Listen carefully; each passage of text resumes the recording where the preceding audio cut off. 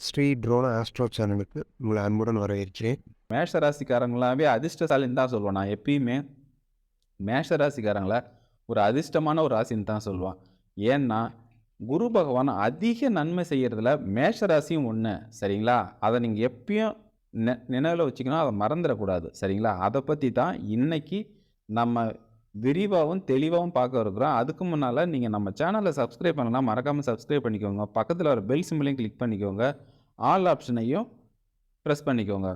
அதாவது இந்த குரு பயிற்சியும் சரி, சனி பயிற்சியும் சரி, உங்களுக்கு எண்ணற்ற நன்மைகள குடுக்க போது. அத நீங்க மறந்துறக்கூடாது. சரிங்களா? அத நீங்க மறந்துறக்கூடாது. குரு பகவான் அதிக நன்மைய குடுக்கக்கூடிய ராசிகள்ல மேஷ ராசியும் பெஸ்ட்டு. அதிகமா குடுப்பாரு. மேஷ ராசிக்கெல்லாம் ரொம்ப அதிகமா பண்ணுவாரு. இப்ப ஒரு ஒரு பேரண்ட்ஸுக்கு ஒரு ஒரு 3 குழந்தைங்க இருக்குங்க. அதுல ஏதாவது ஒரு குழந்தை ஒரு செல்ல குழந்தைன்னு சொல்லுவாங்க இல்லையா? இப்போ உங்களுக்கே வந்து ஒரு ஃபார் எக்ஸாம்பிள் சொல்றேன். சரிங்களா? ஒரு ஒரு 3 குழந்தை இருக்குதுங்க. ஏதாவது ஒரு அதாவது 3 குழந்தையுமே நல்லா தான் படிக்க வைப்பீங்க. நல்லா அதனுடைய எதிர்காலம் நல்லா இருக்குன்னு நெனைப்பீங்க. அதுக்காக கஷ்டப்படுவீங்க. என்ன வேணாலும் செலவு பண்ணுவீங்க. சரிங்களா? அதுக்காக நீங்க உழைப்பீங்க. குழந்தைங்களுக்காக தானே உழைக்கிறீங்க. உழைப்பீங்க, சம்பாதிப்பீங்க. நீங்க நல்ல முறையில வந்து நீங்க சேர்த்து வச்ச செல்வத்த எல்லாத்தையுமே வந்து பிரிச்சு குடுப்பீங்க. சொத்து பிரிச்சு குடுப்பீங்க. ஆனாலும் ஒரு குழந்தை மேல கொஞ்சம் அதீத பாசம் இருக்கும் இல்லைங்களா? ஒரு செல்ல பிள்ளை அப்படின்னு இருக்கும் இல்லைங்களா? அந்த மாரி குரு பகவானுக்கு பிடிச்ச ராசியில மேஷ ராசியும் ஒண்ணு. அதே மாரி மேஷ ராசிக்கு அதிகமா சொத்து சேரும். சரிங்களா? மத்த எல்லா ராசிக்கும் சேரும் தான். ஆனா மேஷ ராசிக்கு அதிகமா சொத்து சேரும். உங்ககிட்ட பணம் இருந்ததுனா, சொத்து வந்து உங்கள நோக்கி வரும். சரிங்களா? உங்ககிட்ட பணம் இருக்குன்னு வச்சுக்கங்களேன், தெரிஞ்சவங்கலாம் அந்த மாரி இங்க ஒரு இடத்துல விக்கிற இடம் இருக்கு வாங்கிக்கிறீங்களா? அப்படின்ற மாரி உங்கள தேடி வரும். அப்படி பார்க்கும்போது மேஷ ராசிக்காரங்கலாம் மிகப்பெரிய அதிர்ஷ்டசாலிகள். அதாவது நல்ல வேலை கிடைக்கலாம். நல்ல ஒரு ஒரு சந்தோஷமான வாழ்க்கைய அப்படியே வாழ்ந்துக்கிட்டே கூட நீங்க வரலாம்.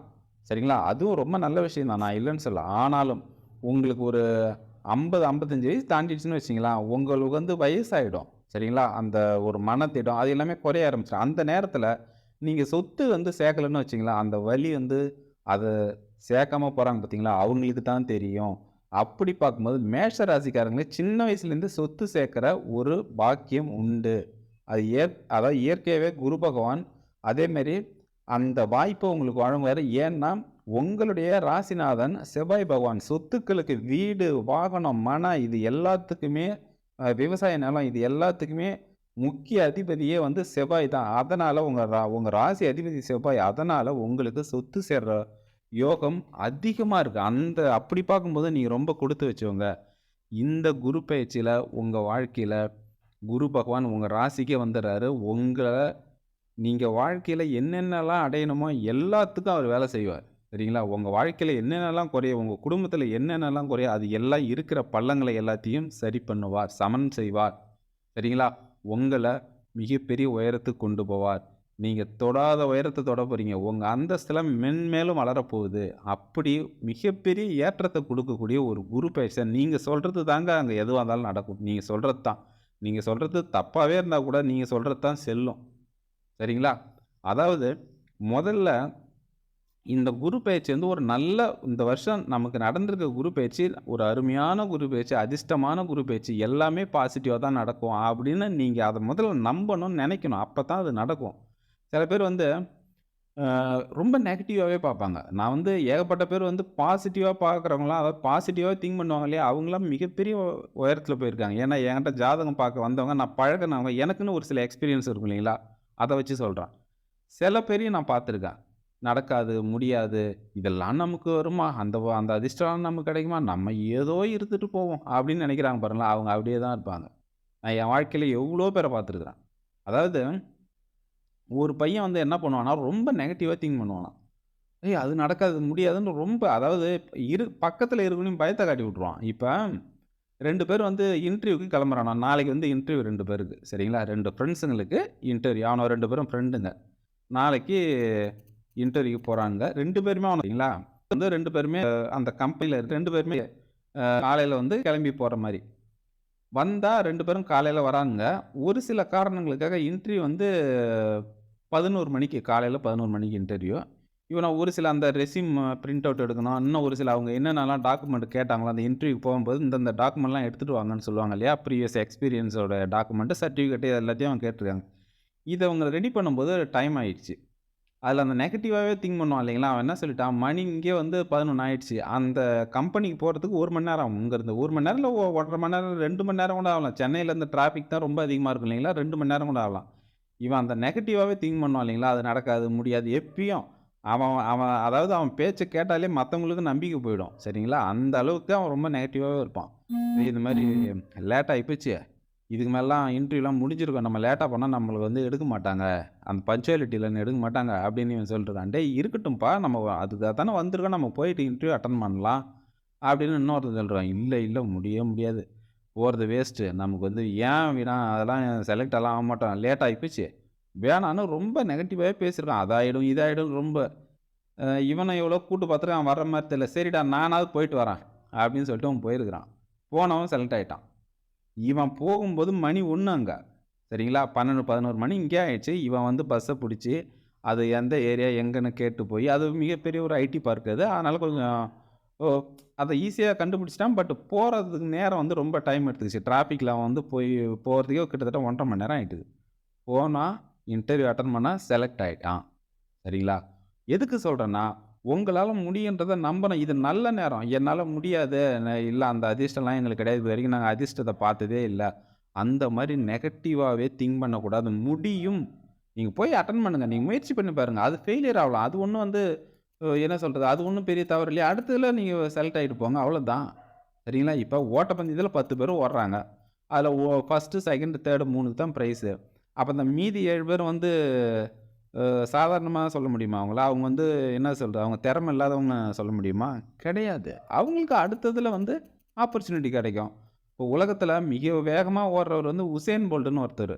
நல்ல வேகமா ஓடுனவர். இதுவரைக்கும் அவர் ரெக்கார்ட யாரும் பிரேக் பண்ணல.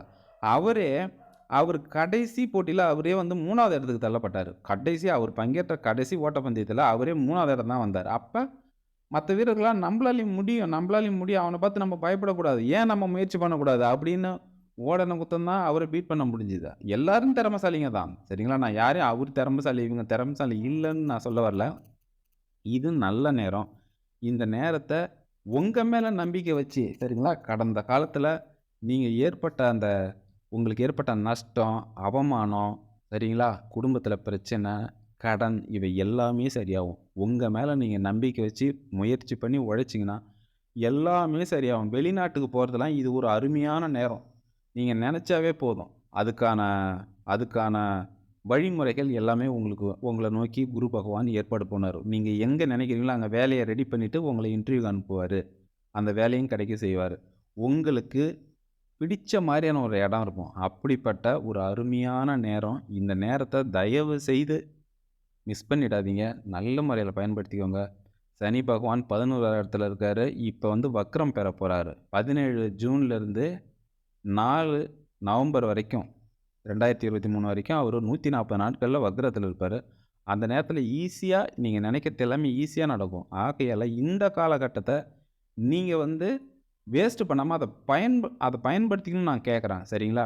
உங்க சொந்த பந்தம் எல்லாரும் மூக்கு மேல விரல வைக்கிற மாரி நீங்க வாழ்ந்து காட்டணும். அதாவது சொந்தக்காரன் எல்லாமே ஃபங்ஷனுக்கு வருவானா தான் சிரிப்பாங்க தான். பார்த்தா நல்லா இருக்கியாப்பான்னு சொல்லுவான். ஆனா நீங்க வளர்ந்தீங்கன்னா, அத அவங்க ஏத்துக்கவே மாட்டாங்க. சரிங்களா? இந்த மாரி நான் ஏகப்பட்ட பேர நான் பார்த்துருக்கிறேன். ஏகப்பட்ட பேரு என்கிட்ட வந்து சொன்ன அந்த ஜாதகம் பார்க்க வர்றவங்கலாம் இருக்காங்க இல்லைங்களா? ஏகப்பட்ட பேர் என்கிட்ட வந்து சொன்னதெல்லாம் நான் கேட்டுருக்கேன். சொந்த பந்தங்கள்னாவே ஜஸ்ட் அவ்வளோதான். என்னன்னா என்ன அவ்வளோதான். சரிங்களா? சொந்த பந்தம்ட்ட எச்சரிக்கையா இருக்கணும். உங்க குடும்ப சண்டையா இருந்தாலும் சரி, இல்ல உங்களுடைய வறுமையெல்லாம் அவங்ககிட்ட ஷேரே பண்ணக்கூடாது. ரொம்ப சந்தோஷப்படுவாங்க. அதேமாரி வேலை கிடைச்சாலும் சரி, உங்ககிட்ட பணம் இருக்கு. நீங்க நல்லா வீடு வாங்குறீங்க, நிலம் வாங்குறீங்க அதையும் சொல்லாதீங்க. இப்ப அவங்ககிட்ட சொல்றதால உங்களுக்கு ஏதாவது வரப்போதா? இல்ல. சரிங்களா? அது அவங்களுக்கா தெரியறப்ப தெரியட்டும். சரிங்களா? ஏன்னா கண் திஷ்டி போடுவாங்க. உங்க மேல பொறாம படுவாங்க. அதே நெனப்பா இருப்பாங்க. அவன் மட்டும் முன்னேறுறானே! ஏன்னா மேஷ ராசிக்காரங்க அதிகமா சொத்து வாங்குவீங்க. இதுக்கு மேல உங்களுக்கு வர்ற காலம் அனைத்துமே பொற்காலம். சரிங்களா? இதுக்கு மேல உங்க வாழ்க்கையில இந்த வாய்ப்ப வந்து நல்ல முறையில பயன்படுத்தீங்கன்னா, அடுத்த வாய்ப்பு நல்லாவே வரும். சரிங்களா? நீங்க நெனச்சீங்கன்னா, நான் 3 வருஷத்துல இப்ப எவ்வளோ பெரிய கடனாளியா இருந்தா கூட மிகப்பெரிய கோடீஸ்வரனா வர்றதுக்கு வாய்ப்பு இருக்கு. நீங்க பண்ண வேண்டியது என்னன்னா, முயற்சிய மட்டும் பண்ணுங்க. மத்தது எல்லாமே சனி பகவானும், குரு பகவானும் பார்த்துக்குவாங்க. அப்படி ஒரு மிகவும் அதிர்ஷ்டத்த அள்ளி தரப்போற அந்த குரு பெயர்ச்சிய நல்ல முறையில பயன்படுத்திட்டு வாழ்க்கையில மிகப்பெரிய ஆளா வரணும்னு நான் கேட்டுக்கிறேன்.